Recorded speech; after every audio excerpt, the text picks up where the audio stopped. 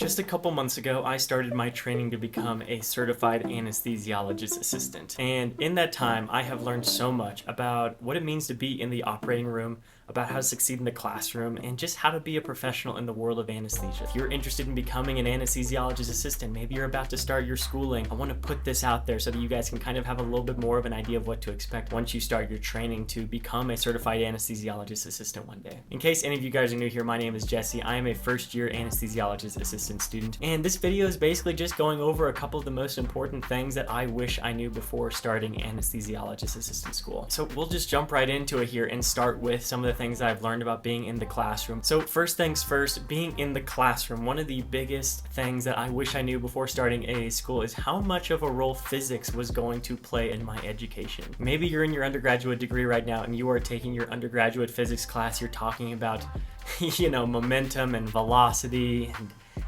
macro physics, and you might be thinking to yourself, how is this possibly going to relate to anatomy and physiology one day in anesthesia school? I can confidently tell you it plays a big role, and I wish that I paid more attention in my undergraduate physics classes, because a lot of these concepts like Poiseuille's law, Boyle's law, the law of Laplace, these are all going to come up again and again and again during your training, and you can definitely set yourself up for success by, whenever you're taking your undergraduate physics class, maybe you're taking it in person, maybe you're taking it online, be thinking about how this is going to relate to anatomy and physiology one day. That is going to be a great primer for you, especially once you get to anesthesia school and you start seeing these laws and these principles come up again and again. You're definitely going to set yourself up for success by taking that seriously and building the foundation and the framework for what's going to be a very important part of your anesthesia education one day. Another thing that definitely took me off guard once I started my training was how much it felt like learning a new language, especially in the first couple weeks. Like seeing case stems, seeing patient charts,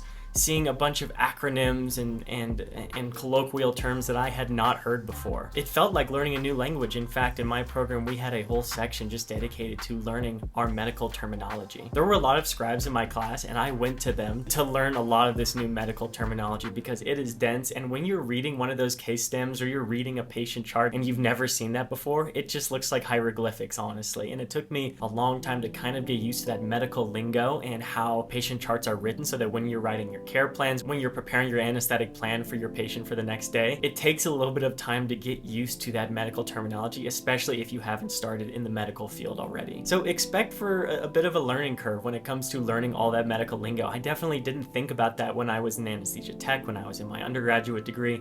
It really is like learning a new language. So be patient with it and expect it to take some time getting used to this medical terminology, especially early on. Another distinction I want to make early on that I wish I had a better idea of coming into my anesthesia training was the difference between memorization and critical thinking in anesthesia school. There's going to be classes like your anatomy class. Maybe you have an airway physiology class where you might be just given a picture of the airway, of the glottis, the trachea, that whole area right here, and you're just asked, memorize it all. You got to memorize the structures, the muscles, the nerve innervations, and at that point it's just rote memorization, and you're going to have to do that in anesthesia school, and you're going to get asked about that in the operating room. However, what I think is a more important part of your anesthesia education, is something that I think might be neglected oftentimes in undergraduate degrees, is the amount of critical thinking that goes into your anesthesia education. You can memorize things all day, you can make flashcards all day for certain topics, but sometimes you are just going to have to think outside the box and think critically when it comes to making an anesthesia plan for a real person in the operating room. There are going to be some classes where you're going to be given a question and there might not necessarily be one correct answer. People are going to be looking at your thought process, how you get from point A to point B, and if you can demonstrate critical thinking skills, that is an aspect of your education that a lot of professors are really looking for growth in, compared to your undergraduate degree where maybe it's just multiple choice questions the whole way through. There's going to be a lot of critical thinking testing in anesthesia school, and it's important to kind of start training your brain to think that way, especially if you're starting AA school soon. The next thing I want to talk about is how to utilize your classmates in anesthesia school. If you're anything like me in undergrad, I was kind of a lone wolf. I didn't really work with other people on a lot of projects. I didn't study with other people. I did most of my studying on my own. And I wouldn't even say it was good studying, but I could get by in my undergraduate degree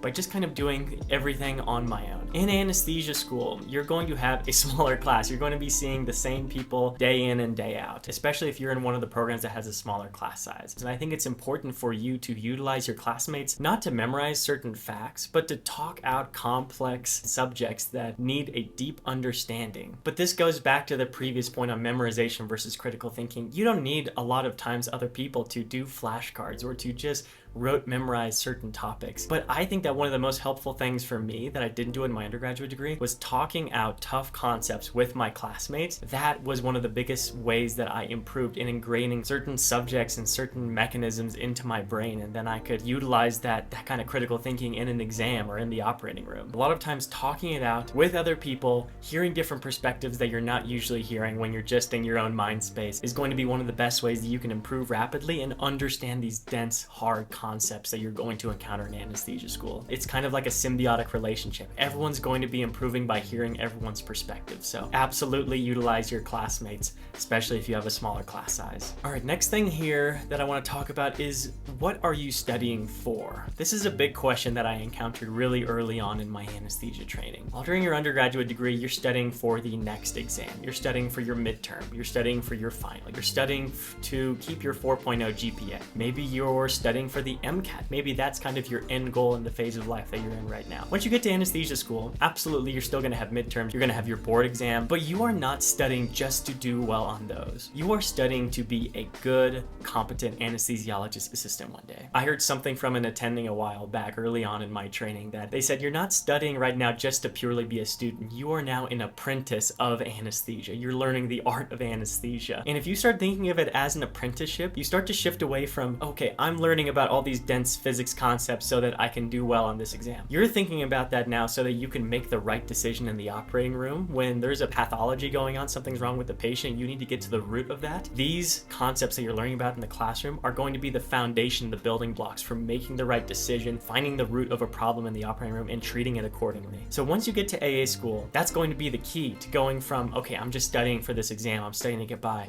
No, once you get to anesthesia school, you are studying to be the best anesthesiologist assistant that you can possibly be. That is the end goal now. So I love my attending telling me this. Shift your perspective once you get to anesthesia school. You are now not studying for yourself, you're studying for the patients that you're going to take care of one day. All right guys, real quick, I wanted to hop on here and talk to you guys about TrueLearn. TrueLearn is the gold standard question bank, flashcard, and general study resource that you can possibly have as an anesthesiologist assistant student getting ready to take the board exam. Board exam is one of the biggest hurdles that you have as a student, and it's imperative that you study the right way, and TrueLearn has you covered. TrueLearn has flashcards, tons of different question banks that you can use studying for the board exam, and they have detailed study metrics so you can track your progress all the way up until you take your board exam. And maybe you're not an AA student, maybe you're a nurse getting ready for the NCLEX, maybe you're a PA student getting ready for PANCE. I guarantee you that TrueLearn has something for everybody. So go check out TrueLearn, use the link in the description, and use code Hayward, that's HAYWARD, to get a discount on your study packages today. So again, go check out TrueLearn. Thanks again to them for partnering with me to make this video. And now let's get back to it. All right, so now that we talked about being in the classroom, I want to talk about the other half of what your anesthesia training will probably look like, and that's being in the operating room, which can be very daunting. It can be very different, especially if you haven't been in the medical field prior to coming into anesthesia school. The operating room has its own unwritten rules, it has its own cultures, especially depending on where you practice, and that can be really hard to navigate, especially if you really haven't been in the operating room up to this point. But one of the first things that I want to touch on is having a preceptor in the operating room as a student. It can be hard, especially early on, when every time you go back to the operating room, you're working with someone new. You're working with a preceptor that you've never met before. And a lot of the anesthesia students out there can attest that it can be kind of difficult when a new person is expecting different things from you every day. Everyone has their own way of doing anesthesia, and a lot of times there's not necessarily a right way to do anesthesia, more on that later, but everyone has their own little ways of doing it that can be kind of frustrating when you're starting out early on and you do something one way because someone taught you to do it that way, and then you do the same thing with a new preceptor and they might go, what are you doing? It can be very hard to navigate that, and a lot of times it can be frustrating. But one of the biggest pieces of advice that I would give to people starting anesthesia school, especially starting in the operating room, is that people are not trying to dog on you most of the time for what you do in the operating room. People are trying to give you new techniques, new ways of doing something in the operating room, and instead of thinking of a way of, oh, they're trying to tell me that I did this wrong, think of it as they're trying to give you a new way to do something that might be really helpful in a situation where maybe you couldn't have done it the way that you might be comfortable doing. For example, there's multiple different ways to place an arterial line. I'll kind of use this as an example throughout this whole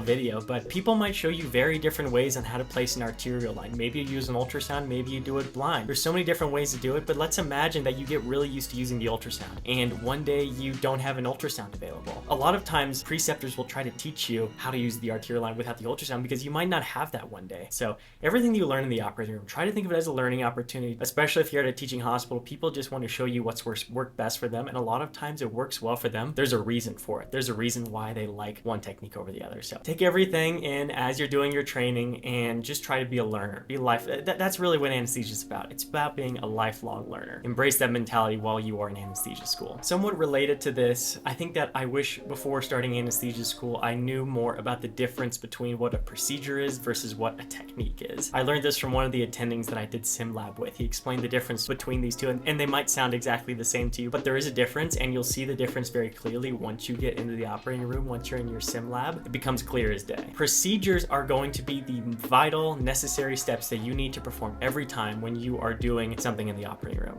I'll use the arterial line as the example. Every single time you do an A-line, you're going to have to prep the patient, you're going to have to clean the site, cannulate the artery, dress it and clean it up and get it hooked up to your arterial line monitors, and then you're going to get a waveform, and you're going to zero, you're going to do all the necessary steps. You have to do those every single time you place an arterial line. However, technique is what's going to differentiate different providers on how they place an arterial line. So for example, some people will use the ultrasound, some people will go through the artery and then come back before they get flash. There's so many different techniques that you can do with placing an arterial line, and a lot of times different techniques are not wrong. There's not one correct technique oftentimes for how to do an arterial line. People are going to have different ways of doing it. They're going to teach you the different ways of doing that, and understanding that difference, I think, is going to really set you apart when you're in your anesthesia training, because you won't get into your little bubble of, okay, I learned it this way, I need to do it this way every time. A lot of times certain techniques will work better than others in certain situations, like an emergency, or you have to place an arterial line quickly. You don't have an ultrasound, like I mentioned before. When you're in the operating room, a lot of times when a preceptor teaches you something new,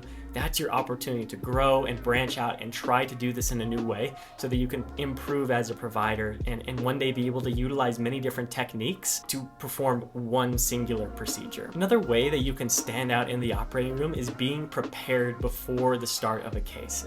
You know, a lot of times when you're working with a new preceptor, when they come into the room, when you see them for the first time, that's going to be your first impression with them. And a lot of times your preceptor will kind of gauge how much trust they have in you based on how well you've prepared, how well you know what's going on during the case, if you pre-opt your patient. Those are all going to be factors that you can really set yourself up for success with and have more trust from your provider when you are going throughout a case as a student AA. One thing that I like to do before every case is when we write our care plans the night before, I like to print off some of my considerations that I have for each patient. Not only will it help you look prepared and stand out when you're working with a preceptor, but also it's there for you. Between cases, you can just take a quick glance at your considerations and know, okay, I'm going to have to get this set up. I'm going to have to do this at this point in the procedure. It helps prime you so that once a certain part of the procedure comes by or something comes up with the patient that you kind of expected based on their history, you can act on it proactively and you'll just look really good as a student working with a preceptor, and you'll gain that trust as you go throughout your training. So first impressions are important. Look prepared, be prepared, and that's going to help you stand out when you are a student working with preceptors in the operating room. Another piece of advice that I would tell any student starting out in the operating room is that it is always better to over communicate what you are doing rather than under communicate. I think that intubating a patient is one of the best examples of this. Let's say that you are a student and you're DLing, you're doing direct laryngoscopy for the first time, and when you go in with your blade, you're completely silent. You don't say anything about what you're seeing. Maybe you see nothing. Maybe you don't have a view of the vocal cords at all, and you don't say anything until 2-3 minutes go by and your preceptor's like, what's going on here? If I was a preceptor, that would be concerning. I would be a little bit worried. What is going on? Are we going to intubate this patient? Are we going to have to bag them again?